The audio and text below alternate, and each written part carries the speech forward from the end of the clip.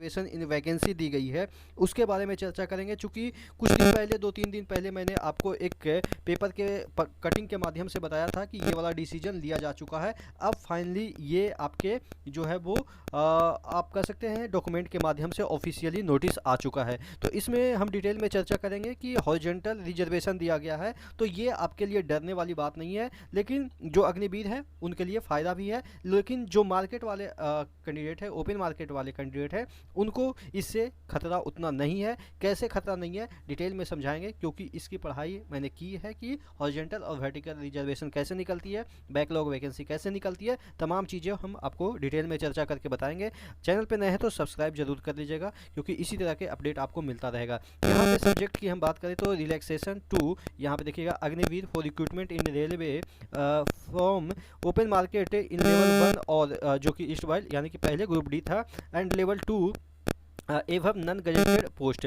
कहने का मतलब ये है कि लेवल 2 एंड एवं नन गजेटेड पोस्ट पे ये जो आपके अग्निवीर के रिलैक्सेशन की बात की जा रही है। यहाँ पे अगर हम बात करें pursuant to announcement of the recruitment scheme called Agnipath for Indian youth to serve in the various wings of armed force by government of India, it has been decided to provide following relaxation facility in recruitment by railway recruitment agency, railway यहाँ पे देखिएगा recruitment board, railway cell, recruitment cell from open market in pay level 1 and 2, यानी कि पे level 1 और 2 में ये relaxation मिलेगा। एवं non gazetted post to those Agniveer who have successfully completed 4 year in force.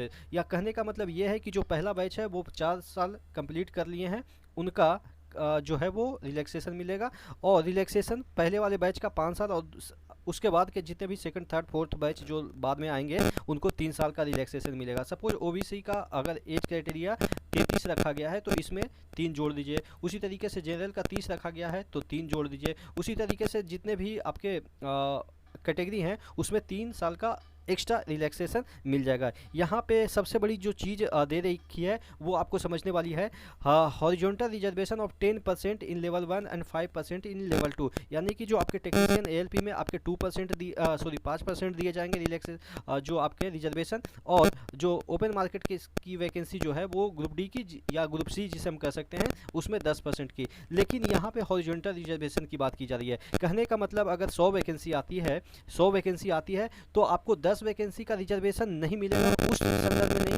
जैसे कि अगर आप कहेंगे कि 10% तो वर्टिकल रिजर्वेशन किसको मिलता है, ईडब्ल्यूएस को, उसके बाद 27% किसको मिलता है, ओबीसी को। उसी तरीके से अगर हम सीसीए वाले की बात करें तो सीसीए वाले हॉरिजॉन्टल रिजर्वेशन में आते हैं। ये नहीं कि उसको 20% दे देंगे तो रिजर्वेशन आप जोड़ेंगे तो आप देखेंगे कि तकरीबन 30% जनरल के लिए बनते हैं, तो वो वाला रिजर्वेशन नहीं मिलेगा। हॉरिजॉन्टल रिजर्वेशन का मतलब ये होता है कि जैसे सपोज सीसीए वाले कैंडिडेट हैं तो जो ऊपर से वैकेंसी नीचे आ रही है उसी में उनको इंक्लूड कर दिया जाएगा। सपोज 10 जनरल के वैकेंसी हैं तो 10 जनरल के वैकेंसी में सीसीए वाले भी आ जाएंगे।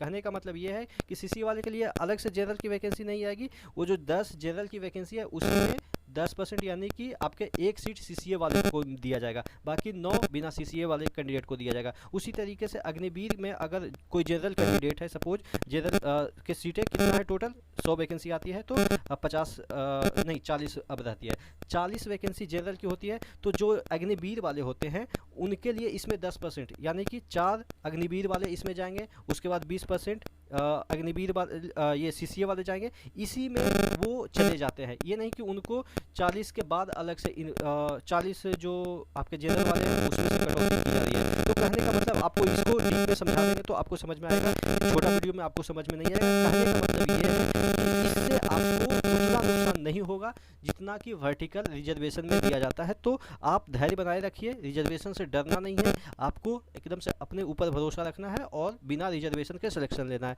आशा करते हैं चीज़ें समझ में आई होगी। कोई और अपडेट होगी तो मैं आपको अपडेट कर दूंगा। तब तक के लिए जय हिंद। चैनल पर नए हैं तो सब्सक्राइब जरूर कर दीजिएगा।